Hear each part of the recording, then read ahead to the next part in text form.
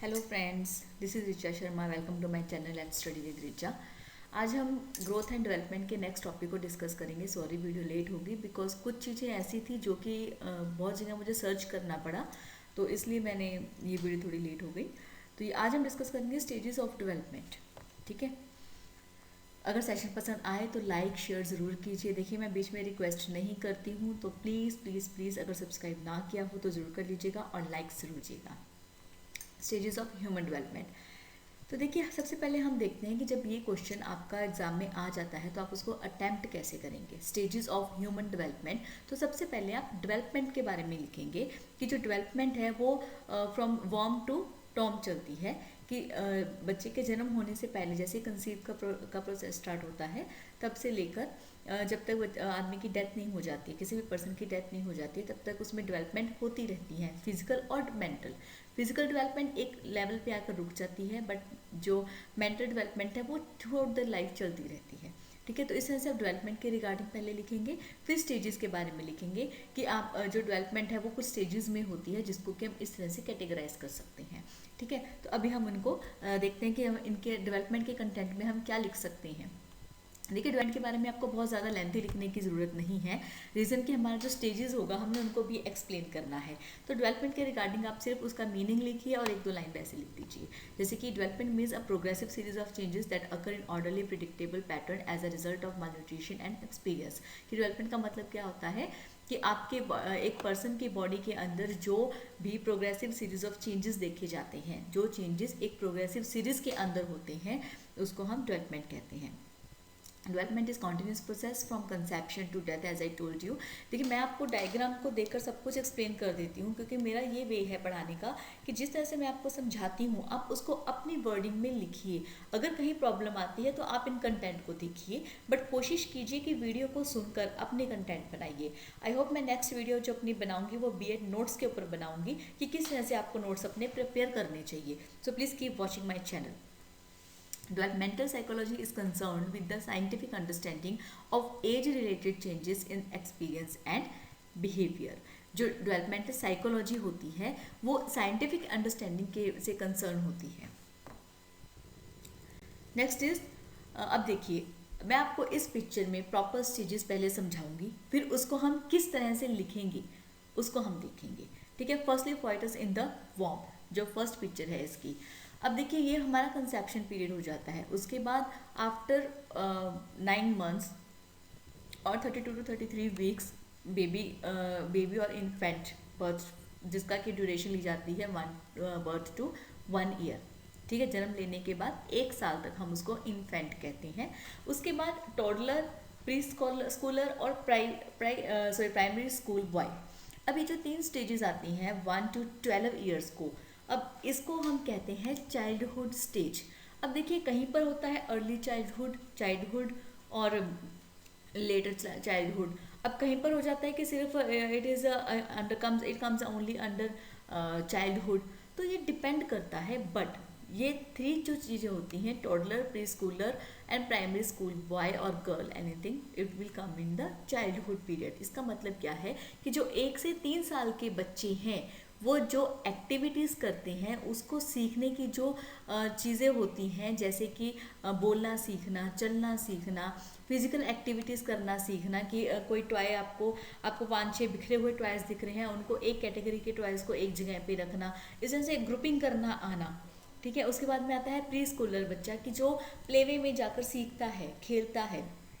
इसमें 3 to 5 year के बच्चे लिए जाते हैं कि जो प्लेवे में जाने के लिए एलिजिबल बन जाते हैं। वो अपने जैसे बच्चों को देखकर बहुत कुछ सीखते हैं। कि कोई बच्चा घर पे खाना नहीं खा रहा बट स्कूल प्लेवे में जाता है, वहाँ पे बच्चे के साथ बैठकर खाना खा लेता है, फ्रूट खा लेता है। तो ये होता है जो बच्चा एक दूसरे की कॉपी करके सीखता है।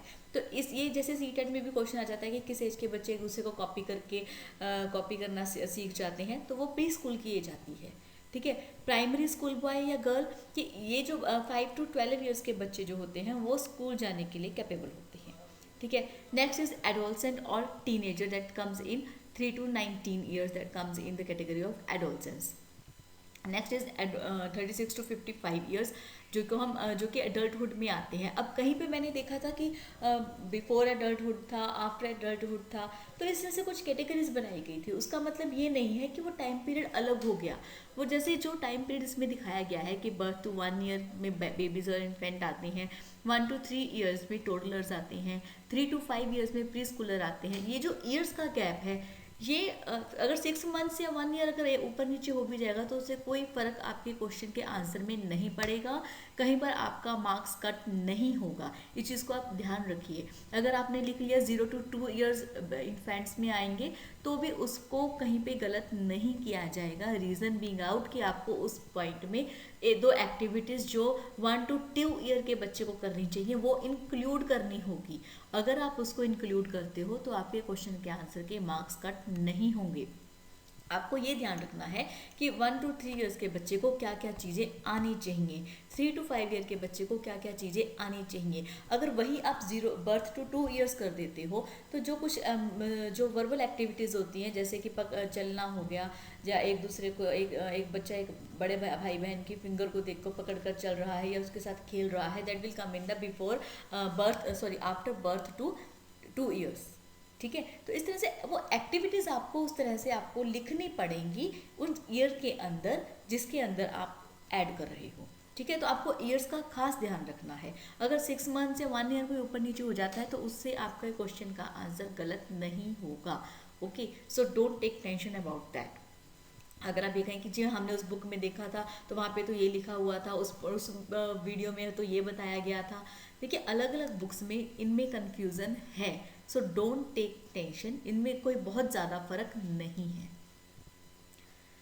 नेक्स्ट इज, हाँ, सब्सक्राइब ना किया हो तो ज़रूर कर लीजिएगा और लाइक ज़रूर कीजिएगा। Now we will discuss the stages in human development. First is prenatal stage, infancy, early childhood, middle childhood, late childhood, adolescence, early adulthood, mature adulthood and old age. देखिए, मैंने एक तरह से सारी एक्टिविटीज़ को separate लिया है और मैं इनके अंदर की जो एक्टिविटीज़ आनी चाहिए उसी अकॉर्डिंग लिख रही हूँ। अगर आपके पास एग्जाम में टाइम कम है तो आप सिर्फ प्रीनेटल स्टेज, इन्फेंसी स्टेज, फिर चाइल्डहुड स्टेज लिखकर अर्ली, मिडल और लेट के सिर्फ पॉइंट्स लिख दीजिए इन सीक्वेंस। उससे क्या होगा कि उनको पॉइंट्स क्लियर हो जाएंगे कि चाइल्डहुड के अंदर ये सब आता है। और अगर आपके पास टाइम है तो आप इनको सेपरेट हेडिंग्स करके अच्छे से पॉइंट्स लिखिए। सो ठीक है, तो ये डिपेंड करता है आपकी स्पीड के ऊपर, आपकी हैंड राइटिंग के ऊपर कि कितनी स्पेस आप पेपर शीट में यूज़ करते हो। वो आपका हर एक का वे है अलग अलग। सेम एज एडोलसेंस लिखिए और फिर एडल्टहुड लिखकर अर्ली और mature adulthood and then after old age. ये था हमारा पेपर में इनको अटेम्प्ट करने का एक वे कि किस तरह से आप इसको अटेम्प्ट कर सकते हो। Firstly you will write development, secondly the stages of the development and then you will write according to your speed and space in the paper. Okay, we will discuss all these stages. Firstly I will tell you prenatal and postnatal period. अब देखिए, इन दोनों को मैंने यहाँ पे एक specific slide क्यों लिया है, क्योंकि एक जो डेवलपमेंट होती है वो कंसेप्शन और बर्थ के इन बिटवीन होती है और एक डेवलपमेंट होती है after birth till death. Okay, तो जो प्रीनेटल स्टेज होती है, ये आप देखिए, ये जो प्रीनेटल स्टेज होती है ये ऊपर वाली पिक्चर में दिखाया गया है, जो कि कंसेप्शन पीरियड से लेकर जो बर्थ होने तक होती है, कि कभी उसके हाथ डेवलप होते हैं, फिर आइज़ बनती हैं, नोज़ बनता है और फिर ब्रेन डेवलप होता है, जो भी बॉडी की डेवलपमेंट्स होती हैं थ्रू आउट द वीक्स। एक आता है पोस्ट नेटल डेवलपमेंट की, जो बर्थ होने के बाद में होती हैं, कि बच्चा क्रॉलिंग करना सीख रहा है, चलना सीख रहा है, बोलना सीख रहा है, प्ले वे जाना सीख रहा है, पढ़ना सीख रहा है। तो these are the postnatal periods. Okay, don't be confuse in both. अब देखिए, जो प्रीनेटल पीरियड्स होता है उसमें दिखाया गया है मेरे फर्स्ट पिक्चर में, जिसमें कि फर्स्ट आता है germinal, second is embryonic and third is फेटल।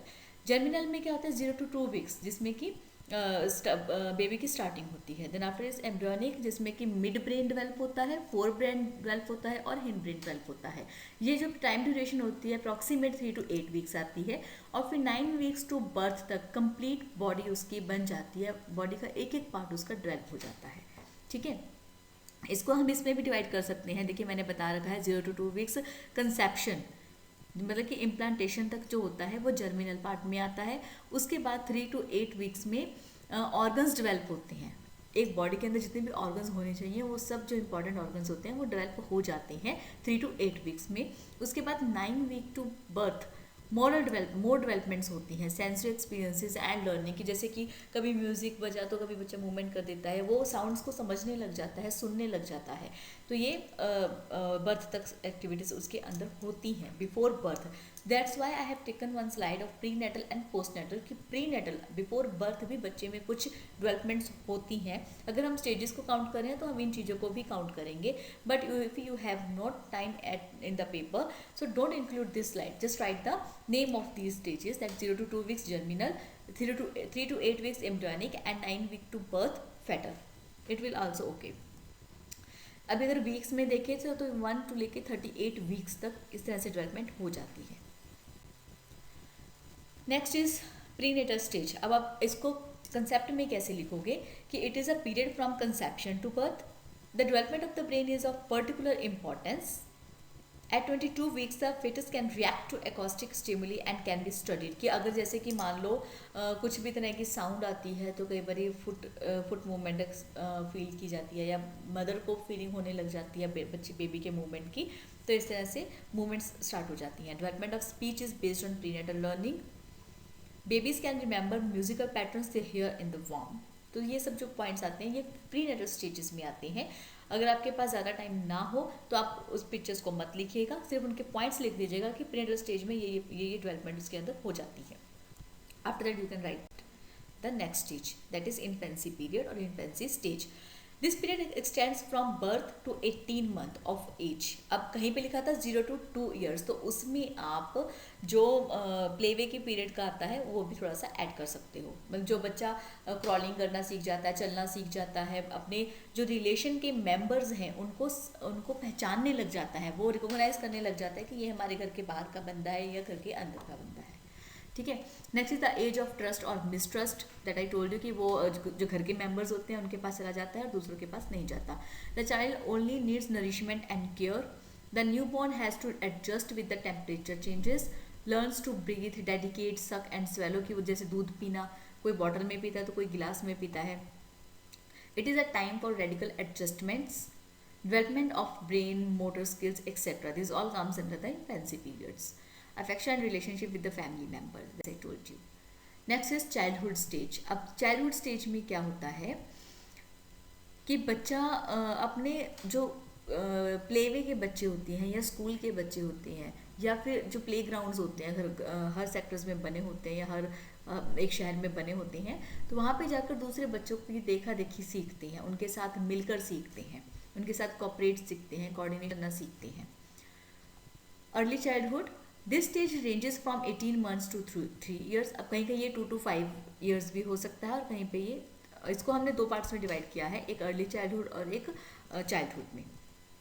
The muscular and nervous system develops remarkable by the second year, कि सेकेंड ईयर तक उसके मसल्स जो होते हैं, नर्वस सिस्टम जो होता है वो डेवलप हो चुका होता है। The child needs guidance as it learns to distinguish right and wrong and begins to develop conscience. इसमें क्या है कि बच्चे को गाइड करना पड़ता है, पेरेंट्स को या किसी भी बड़े को, कि ये सही है या ये गलत है, उसको ये चीज़ें करनी चाहिए या नहीं करनी चाहिए। Gets ready to read and is able to speak effectively by this stage. Recognize alphabets and numbers, जैसे कि स्टेज में क्या है कि बच्चे को सिखा देते हैं कि A to Z अल्फ़ाबेट्स को वो देख के पहचानने लग जाते हैं, कि कहीं भी बच्चे से मार्केट में जाते हैं तो कहीं पे कुछ लिखा होता है तो वो खड़े होकर उस अल्फ़ाबेट्स को बोलने लग जाते हैं कि ये, जैसे चाइल्डहुड को CHILD, तो इस तरह से वो रिकोगनाइज करने लग जाते हैं। अफेक्शन, ट्रस्ट, ओकेजनल सेल्फिशनेस, की अभी अब ये चीज़ मेरी है, ये मैं तुम्हें नहीं दूंगा। अगर कोई घर पे आता है तो बच्चे इस तरह से रिएक्ट करता है, या कहीं जाता है तो उसकी एक नेचर होती है कि मुझे दूसरे के टॉयज देखने हैं या खेलने हैं। तो ये सब चीज़ें अर्ली चाइल्डहुड में आती हैं। Value friendship, play more interactively and imitate others, कि उनको समझ में आ जाता है कि मेरा ये फ्रेंड है, मुझे इसके साथ खेलना है या वो इसके साथ नहीं खेलना है, मुझे इसकी हैबिट्स अच्छी नहीं है, तो इस तरह से वो रिकॉग्नाइज करना स्टार्ट कर देते हैं। Next is middle childhood, this stage extends from 3 to 5 years। अब देखिए कहीं पे चाइल्डहुड को 2 to 6 years लिखा हुआ था, तो उसमें मिडल और आप अर्ली चाइल्डहुड नहीं लिखोगे, उसमें ये सारे पॉइंट्स आप एक ही बार में लिखोगे। ठीक है। It is at this time the child's willingness to try new thing is facilitated और इनहिबिटेड। कि इसमें क्या है कि बच्चा नई चीज़ों को सीखने के लिए विलिंग होता है, कि अगर उसको बिठा के कोई चीज़ समझाई जाती है तो वो सुनने के लिए रेडी होता है। और जो इससे पहले स्टेज थी उसमें क्या था, अर्ली चाइल्डहुड में वो सुनने के लिए रेडी नहीं होता है। और अगर आप चाइल्डहुड के अंदर लिखोगे तो आप सिर्फ यही चीज़ लिखोगे कि बच्चा सुनने के लिए रेडी हो जाता है, बिकॉज वो ग्रोइंग एज में है, वो 5 ईयर्स तक उस चीज़ को समझने लग जाएगा। ठीक है, तो ये आपको चीज़ समझनी पड़ेगी कि आप किस पॉइंट को किस तरह से लिख रहे हो। चाइल्डहुड के अंदर ये सारी चीज़ें कवर होती हैं। अगर आप अर्ली और मिडल लिख रहे हो तो आपको उनको सेपरेट सेपरेट समझना होगा कि अर्ली चाइल्डहुड में क्या लिखना है और मिडल चाइल्डहुड में क्या लिखना है। It can understand the end express relationships between the past and the future. कि अगर अब एक बच्चा ऐसा होता है कि इसको पहले पार्टी में नहीं बुलाया था तो वो कहता है कि मैं भी अपनी पार्टी में नहीं बुलाऊंगा क्योंकि उसने मुझे नहीं बुलाया था। मतलब वो एक्सप्रेस करने लग जाते हैं अपने फीलिंग्स को, अपने रिलेशंस को। Next is late childhood. This period ranges from 5 to 12 year. The child develops greater attention span, needs less sleep and gains rapidly in strength. The child learns to get along with age mates and learns physical skills necessary for ordinary games. Spend more time in acquiring skills and need accomplishment regardless of abilities. में क्या है कि बच्चा दूसरों के साथ सीखना चाहता है, उनके साथ खेलता है, कॉपरेट करता है और अपने एज मेट्स को देखकर कुछ अपने में चेंजेस भी करना चाहता है। अब वो डिपेंड करता है कि वो अच्छे हैं या बुरे हैं। ठीक है, ये जरूरी नहीं कि हर चीज़ अच्छी ही होगी। तो रैपिड ग्रोथ एंड चेंज, तो वो जो करना चाहता है वो चेंज कर भी लेता है, उसमें ग्रोथ भी देखी जाती है। Beginning of puberty, increasing attention and span of concentration, fluctuate between maturity and immaturity. मतलब कहीं पे वो बहुत ही अच्छी बातें करता है, बहुत समझदारी की बातें करता है, मेच्योरिटी दिखाता है, और कहीं पे बहुत ही ज़्यादा जैसे बचपना कर जाता है कि मुझे चीज़ करनी चाहिए या नहीं करनी चाहिए। तो ये फ्लक्चुएट होता है। Social bond and friendship dominate, कि वो अपने जो फ्रेंड्स हैं उनके लिए एक सोशल बॉन्डिंग दिखाना चाहता है और उनके लिए जैसे कि उनके लिए कोई भी काम करने के लिए रेडी रहना चाहता है, कि he is very dominate to his और हर फ्रेंड। ओके, तो ये सब चीज़ें लेट चाइल्डहुड में बच्चों में देखने को मिलती हैं। Next is adolescence stage. Adolescence stage में आप क्या लिखोगे कि this period extends from 12 to 20 years. The individual attains puberty, leading to many changes in the individual's sexual, social, emotional, and vocational life. They are giving importance to their promotions, to their emotions, they want a very good social, as you can say, they want to increase their status in the society. Described as a period of storm and stress. देखिए ये question एक बहुत ही important है कि जो storm and stress की situation होती है, पीरियड होती है, वो किस स्टेज के बच्चों में देखी जाती है। तूफान और जैसे स्ट्रेस को आप क्या कहोगे, स्टॉर्म एंड स्ट्रेस, तूफान की एज किस उम्र के बच्चों में देखी जाती है, that is in the adolescence age. Understanding and responding to the unique developmental characteristic of young adolescents is central among the tenets of middle level education. Time of exploration, worries and problems. इसमें बच्चा बहुत सोचता है, बहुत ही ज़्यादा, मतलब अपने आप को एक्सप्लोर भी करना चाहता है, सोचना भी चाहता है, हर तरफ हाथ पैर मारना चाहता है कि मैं क्या करूं क्या नहीं करूं, कि मेरे को जल्दी जो मेरा गोल है मैं उसको अचीव कर लूं। Ability to think abstractly and multi dimension, as I told कि वो बहुत जगह पे सोचता है, मल्टी डायमेंशंस में सोचता है। Next is preparation for adult roles, increased imagination, knowledge, attention, decision making power, searching for identity, seeking more independence, look for new experience, great influence of peer, a period of storm and stress, strong feeling, increased self control and more self conscious। देखिए मैंने ये चीज़ें इसलिए इस points में लिखी हैं कि आप अपने टाइम के अकॉर्डिंगली ही इन पॉइंट्स को लिखिए। ज़रूरी नहीं है कि आपको सारा का सारा ही ऐसे लिखना है। ठीक है, आप इस चीज़ को समझिए कि एडोलसेंस स्टेज में क्या आएगा, कि वो अपने गोल्स को अचीव करने के लिए और भी ज़्यादा प्रेरक रहता है, और भी ज़्यादा अटेंटिव रहता है, वो डिसीजन मेकिंग पावर्स को यूज़ करता है, वो डिसीजंस लेना चाहता है, नए एक्सपीरियंस करना चाहता है, पीयर्स का बहुत ज़्यादा इन्फ्लुएंस होता है, स्टॉर्म एंड स्ट्रेस की सिचुएशन होती है, वो अपने आप को एक्सप्लोर करना चाहता है, कि उसके मन में बहुत कुछ है कि मुझे जो मेरा अचीवमेंट था अगर वो नहीं हुआ है तो मैं उसको कैसे जल्दी से जल्दी गेन कर सकूँ। ठीक है, तो इन सब चीज़ों को आप इस तरह से लिख सकते हैं। Next is early adulthood stage. अब this stage extends from 20 to 30 years. As an adult the individual takes अ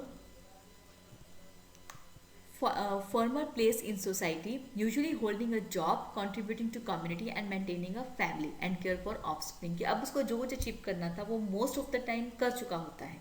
ठीक है। अगर कुछ रह जाता है तो वो उसको वो कंप्रोमाइज़ कर लेता है कि चलो धीरे धीरे हो जाएगा। वो एक वेल मेंटेन फैमिली के लिए डिवोटिव होना चाहता है, वो अपने जो फैमिली है उसके लिए एक केयर पर्सन बनना चाहता है।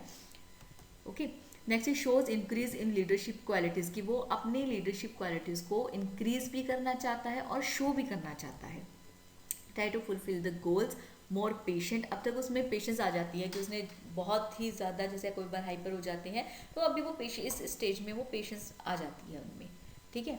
Next is mature adulthood, this period ranges from 30 to 65 year. अब अगर आप एडल्टहुड एज लिखोगे ना तो वो आप लिखोगे कि 20 to 65 years of age is comes under the adulthood stage.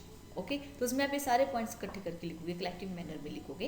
It is also called the middle age. One has to adjust to the deterioration of body and strength of this age. The person becomes able enough to assist teenage children to become responsible and happy adults. Next is old age. This is the extension after 65 years till death के 65 years के बाद में सारी जो जितनी भी एक person की एज हो सकती है that comes in the old age. By this age people's goal and ability have become more limited. अब उसके कोई गोल्स नहीं रह जाते, उसको होता है कि ठीक है अभी जो करना था हमने कर लिया, अब जो नहीं रह गया उसको छोड़ दो, आगे देखेंगे, अगले जन्म में देखेंगे, हुआ तो वो एक ऐसी सिचुएशन हो जाती है कि वो बंदे को पेशेंस आ जाती है कि अब बस हो गया, जो करना था हमने कर लिया। रैपिड डिक्रीज इन स्ट्रेंथ, देखिए जिस एज में एक स्टेज ऐसी आती है कि वो उनमें बहुत ही ज़्यादा इंक्रीज होती है उनकी स्ट्रेंथ में, और ओल्ड एज में आके डिक्रीज हो जाती है। मेमोरी लॉस, उनको भूलने की आदत हो जाती है, सेहत खराब रहने लग जाती है, डिपेंडेंसी ऑफ अदर्स, बोर्डम, उनको बहुत जल्दी बोर फीलिंग होता है। अब देखते हो कि कभी वो 4 बजे उठकर बैठ जाते हैं और रात को 11 बजे तक नींद नहीं आती है। रीज़न कि वो उनको उनकी नींद कम हो जाती है, वो डिपेंडेंसी और डिपेंडेंट हो जाते हैं दूसरों के ऊपर, ठीक है। तो उनको इस एज में होता है कि उनको अपनी उम्र के लोग पसंद आते हैं, या वो कहीं बाहर जाना पसंद करते हैं, या बच्चों के साथ बैठना या खेलना पसंद करते हैं, तो ये सब ओल्ड एज के अंदर आता है, ठीक है। आई होप आपको समझ में आ गया होगा कि आपको किस स्टेज के अंदर किस तरह से पेपर के अंदर अटैम्प्ट करना है, किस तरह से लिखना है। कोई कन्फ्यूज़न हो तो आप प्लीज़ मुझे कमेंट कीजिएगा, I will try to cover your all the doubts.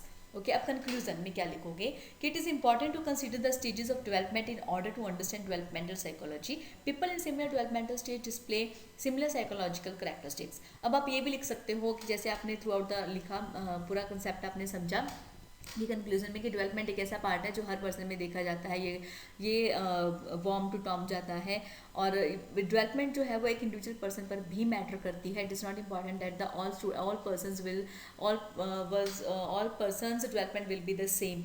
Okay, depends upon the individual to individual. So this was this session, I hope you liked it. अगर पसंद आया हो तो प्लीज़ प्लीज़ प्लीज़ लाइक ज़रूर कीजिएगा, और subscribe ना किया हो तो ज़रूर कर लीजिएगा। Thank you so much.